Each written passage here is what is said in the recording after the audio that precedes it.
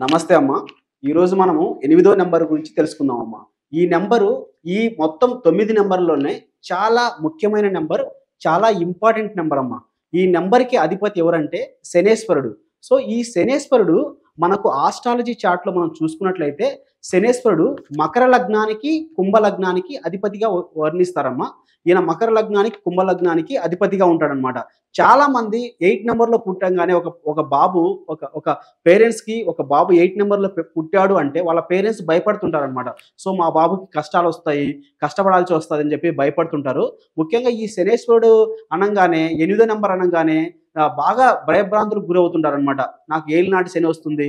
So, ఏలినాటి శనిలో నన్ను శనేశ్వరుడు కష్టపెడతాడు అని చెప్పేసి బాగా భయపడుతుంటారనమాట. సో, అలాంటి నంబర్‌లో పుట్టిన వ్యక్తుల యొక్క క్యారెక్టరిస్టిక్స్, అలాగే వాళ్ళ యొక్క కెరియరు, వాళ్ళ యొక్క హెల్త్, తర్వాత వాళ్ళ positive, negative, lucky colour, lucky days, అలాగే వాళ్ళ యొక్క మ్యారేజ్ కంపాటిబిలిటీ, వాళ్ళ ఏ స్టోన్ యూజ్ చేయాలి అనేది మనం ఈరోజు తెలుసుకుందామమ్మ. ఇప్పుడు మనకు 8వ నంబర్ అంట మనకు గుర్తుకొచ్చేది ఏంటంటమ్మా, 8వ నంబరు, 17 నంబరు ప్లస్ అలాగే 26 నంబర్ అమ్మా. ఈ ఈ 3 నంబర్లలో పుట్టిన వాళ్ళని మనం 8వ నంబర్‌గా పరిగణిస్తాం అనమాట. ఈ 8వ నంబర్‌కి అధిపతి శని అనమాట.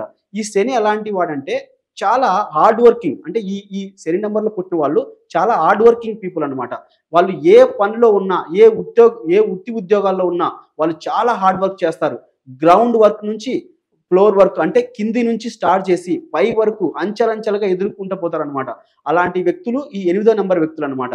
వీళ్ళకు బాగా సిస్టమాటిక్ లైఫ్ ఉంటుంది. అంటే ఇప్పుడు సపోజ్ ఒక 8వ నంబర్ వ్యక్తి ఒక ఇంట్లో ఉన్నాడనుకోండి. ఆయన పొద్దున్నే కరెక్ట్‌గా ఆయన పెట్టుకున్న టయానికి లేవడము, తర్వాత బ్రేక్‌ఫాస్టింగ్ కానించి అన్ని పనులు కానించి అంటే అతను అంటే పొద్దున్న లేసినప్పటి నుంచి ఈవినింగ్ పడుకునేంత వరకు తను ఒక ప్లాన్డ్‌గా ఎళ్తుంటాడనమాట. అట్లా ఒక సిస్టమాటిక్‌గా, ప్లాన్డ్‌గా వెళ్ళేవాళ్ళు ఈ 8 నంబర్ పీపుల్ అనమాట. అలాగే వీళ్ళకు ఓపిక చాలా బాగుంటుంది. అలాగే వీళ్ళేంటంటే పెద్దవారికి అంటే తనకంటే పెద్దవారికి గురువులకు గావచ్చు, తల్లిదండ్రులకు గావచ్చు, అలాగే వాళ్ళకి చెప్పే గురువులైనా సరే, ఎవరైనా సరే వాళ్ళకు పైనున్న బాసులకి చాలా వాల్యూ ఇస్తారు. చాలా మర్యాదగా వాళ్ళతో ప్రవర్తిస్తారనమాట. ఈయన శనిని మనం ఎట్లా వర్ణిస్తామంటే 90 సంవత్సరాల వృద్ధునిగా వర్ణిస్తాం ఆస్ట్రాలజీ ప్రకారం. వీళ్ళేంటంటే వీళ్ళ యొక్క ఫ్రెండ్‌షిప్ ఎలా ఉంటుందంటే వీళ్ళు కింది వారితో ఫ్రెండ్‌షిప్ చేయరనమాట. వీళ్ళకంటే ఏజ్ ఎక్కువ ఉన్న వాళ్ళతో ఫ్రెండ్‌షిప్ చేస్తా ఉంటారు. అంటే చెప్పాను కదా! శని చాలా ఓల్డ్ పీపుల్‌కి అధిపతిగా ఉంటాడని జెప్పేసి. వీళ్ళకంటే ఎక్కువ వయసున్న వారిని ఎక్కువ ఇష్టపడడం, వాళ్ళతో ఫ్రెండ్‌షిప్ చేయడం. అంటే వీళ్ళు చిన్న వయసులోనే ఎక్కువ జ్ఞానాన్ని సంపాదిస్తారు.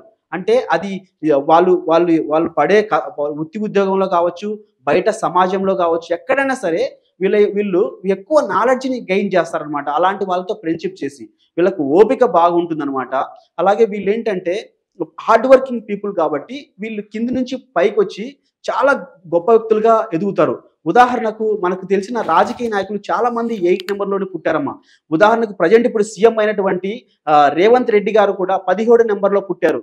ఆయన 17 నంబర్‌లో పుట్టి ఎన్నో కష్టాలను అనుభవించి ఆయన జనరల్‌గా చిన్నప్పుడే చిన్న చిన్న పార్టీల్లో స్టార్ట్ అవ్వుకుంటూ చిన్నగా స్టార్ట్ చేసి ఆయన కెరియర్‌ని ఈరోజు సీఎం అయినాడంటే అలాంటి గొప్ప వ్యక్తి రేవంత్ రెడ్డి గారు సీఎం అయినాడంటే ఆయన కూడా పుట్టింది కూడా 17 నంబర్‌లోనేమా.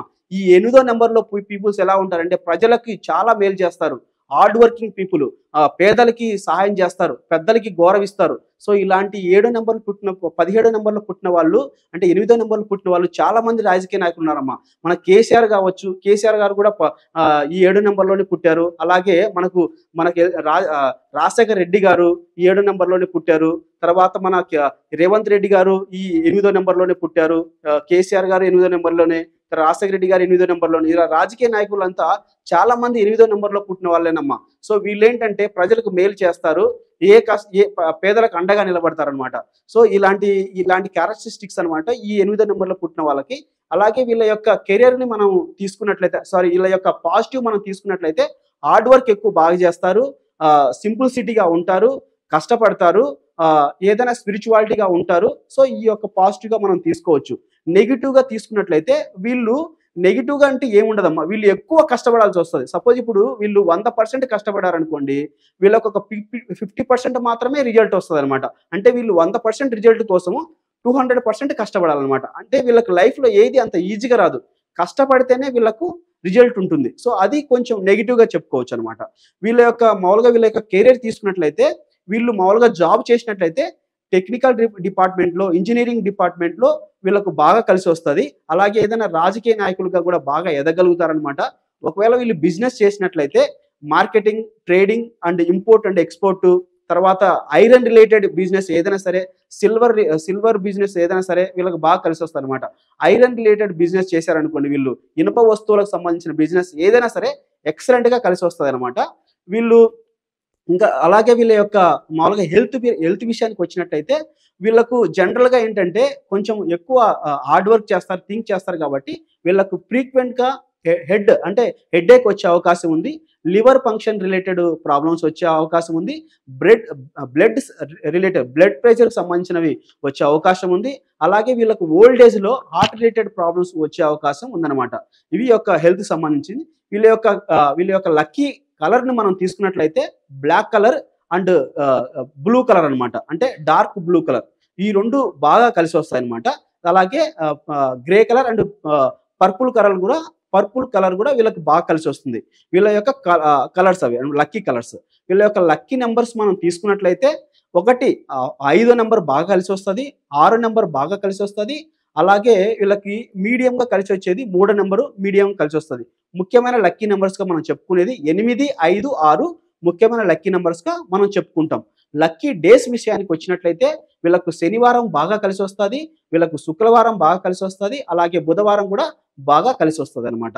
ఇవి లక్కీ డేస్. వీళ్ళు పెట్టుకోవాల్సిన స్టోన్ ఏదైనా ఉంది అంటే అది బ్లూ సపరెన్ అంటే మన దాన్ని ఏమంటారంటే నీలం కలర్ స్టోన్ అనేది వీళ్ళు పెట్టుకున్నట్లయితే ఇది నీలం కలర్ స్టోను. ఇది శని భగవానికి సంబంధించిన స్టోన్ అనమాట. ఈ నీలం కలర్ స్టోన్ పెట్టుకున్నట్లయితే శనేశ్వరుడు వీళ్ళకు అంటే కష్టాలను ఇచ్చినప్పటికీ కూడా అందులో మళ్ళీ కష్టపడుతూ మంచి రిజల్ట్‌ని ఇచ్చే అవకాశం ఉంటుంది. ఈ స్టోన్ వీళ్ళు పెట్టుకోవచ్చు.